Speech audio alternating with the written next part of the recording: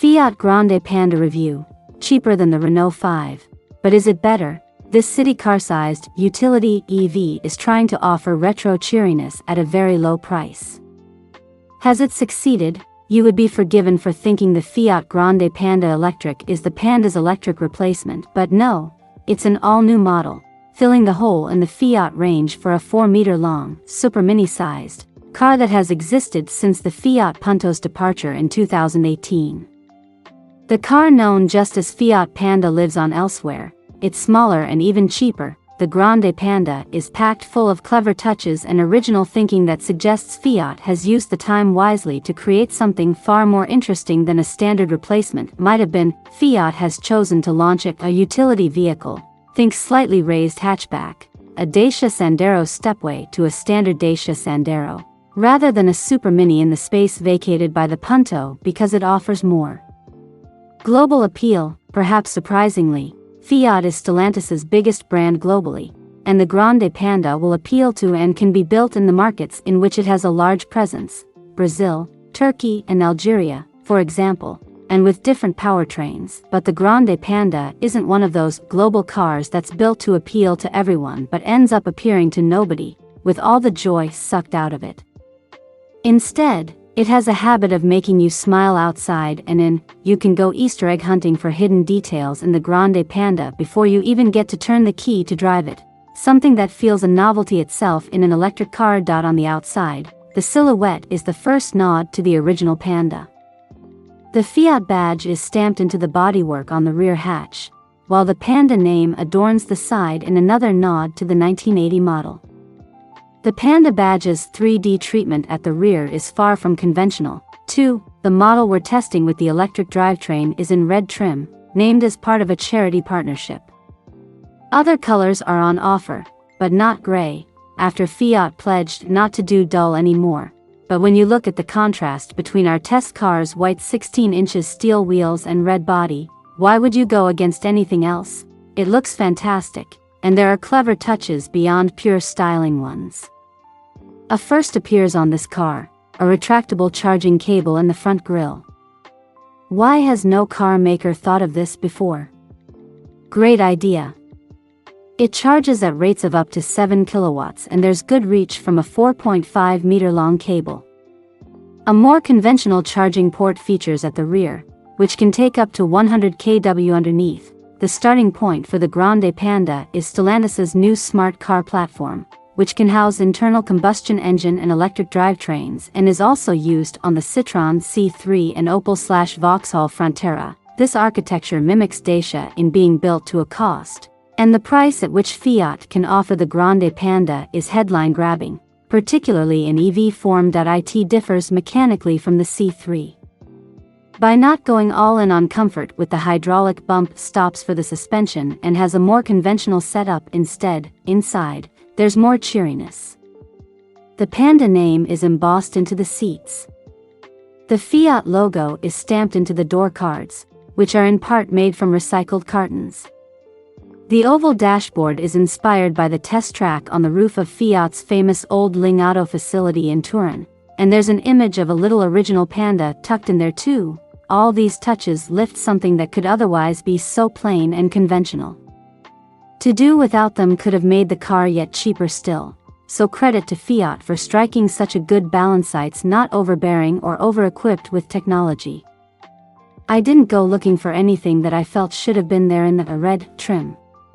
Perhaps the heated seats and rear-view camera of the La Prima model might be welcome, but a €3,000 uplift feels a bit steep. The 10.25 inches touchscreen infotainment system is kept simple, with crisp graphics and not a major number of functions that you need to work out in the first place. It gets better inside too, because the heating controls are done by knobs on the center console. Remember them? There's plenty of storage inside. There's a deep tray built into the dashboard that's particularly useful, and yet more storage can be found in the dash itself. 3 liters of space on top of the passenger's side. It's a spacious car, too. It doesn't feel necessarily airy, but you don't want for space in the front or rear. I'm average height and had a good amount of knee room behind my driving position, and my head didn't touch the ceiling. It has impressive boot space, 2. At 361 liters. One downside inside is the seat comfort. It's quite a hard seat and you can fidget around a bit trying to get comfortable. I didn't have the longest uninterrupted stint behind the wheel, so this is one to watch on longer journeys. 2 versions of the Grande Panda are available from launch, a mild hybrid model and an EV. We've only driven the latter so far, but it is the one we would recommend. The EV uses a front-mounted electric motor with 83 kilowatts, 111 horsepower, and 122 newton meters, 90 pounds-ft, of torque, which is good for a 0 to 100 kilometers per hour, 0 to 62 miles per hour, time of 11 seconds and a 132 kilometers per hour, 82 miles per hour, top speed. Performance is more than adequate in the EV at step-off, and the Grande Panda then doesn't feel dwarfed by the traffic at motorway speeds, which isn't always a given among its small EV peers. There aren't any meaningful drive modes in the car to cycle through, in keeping with its simplicity. The regenerative braking provides a good level of assistance, although you need to use the brake pedal more than in other EVs. The way the car drives is probably the least notable part of the Grande Panda, but it doesn't detract from its appeal.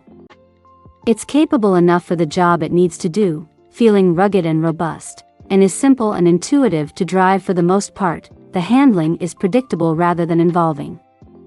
Likewise the steering. They're fine.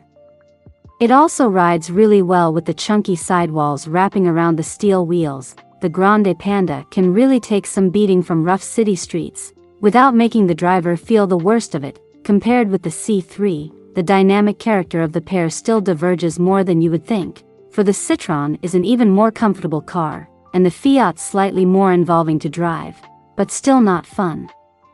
The Grande Panda range keeps things simple. Within the 2 different powertrain options, there are 3 trim levels. On the electric side, you can get Pop, Red, or La Prima trim. Red isn't only offered in red, although it is the standard color. An electric red is the trim we would choose. Standard kit includes 16 inches steel wheels, air conditioning, that retractable charging cable, the 10.25 inches touchscreen, cruise control and rear parking sensors. La Prima is a €3,000 uplift over the €25,000 red, and gets 17 inches alloys. Automatic aircon, bamboo trim for the dashboard, front parking sensors, heated seats, and a rear-view camera. Pricing is very competitive in the class. Apart from the much cheaper and less sophisticated Dacia Spring, it's the cheapest electric car out there, cheaper even than the EC3 that had only recently taken that crown. While the C3 looks and feels a bit plain, veering towards austere in places, the only thing the Grande Panda feels is good value. As for range, the official claimed figure for the Grande Panda is 320 kilometers, 199 miles.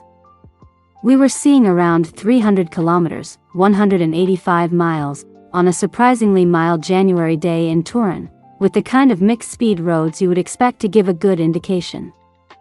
That's also in line with the EC3. The Grande Panda is a triumph for Fiat. It's a very wholesome and feel-good car for the most part. It's not just another identical platform twin or another small EV that you would soon forget. There are some really creative design touches in the car that make it a joy to be in.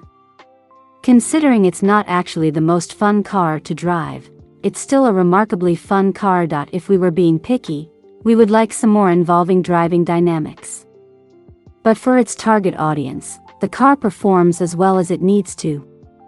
It's spacious, too, and is given just the right amount of equipment, but we actually think the Grande Panda is actually more in the style and spirit of the original 1980 Panda than the most recent Panda that still uses that as a name, and it doesn't hold back on the references. Throw in the excellent value of the EV and Fiat has created a car with real substance to match its smart design. It deserves to do well and shows that Fiat can do something other than making the Fiat 500.is it better than the Renault 5? We'll have to conduct a comparison test to find out. The Move Electric verdict.